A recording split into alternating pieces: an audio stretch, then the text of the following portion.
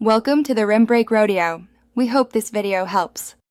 You begin by confirming prerequisites: VSCode, Git, and the Azure Repos extension installed, plus an Azure DevOps repo ready.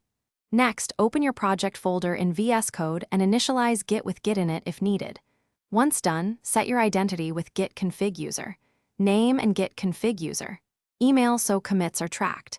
Make a quick initial commit. This creates the local history you'll later push. This gets you into the workflow fast, avoiding delays. You now authenticate and connect the repositories. Use the Azure Repos extension or VSCode account menu to sign in. This creates credentials and enables extensions to talk to Azure.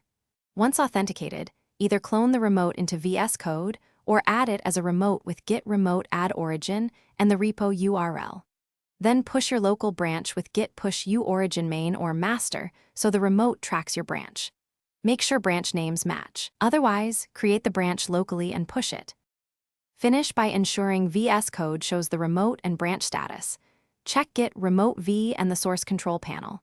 Once done, stage, commit, and push changes. Use push and pull from the editor or the terminal to stay synced. If an error occurs, re-authenticate. Sign out and sign back in, or use a personal access token with the credential manager. This fixes most permission failures. Make sure to pull before pushing to avoid conflicts, and resolve any merges locally before. Thanks for watching. Consider subscribing if we helped you.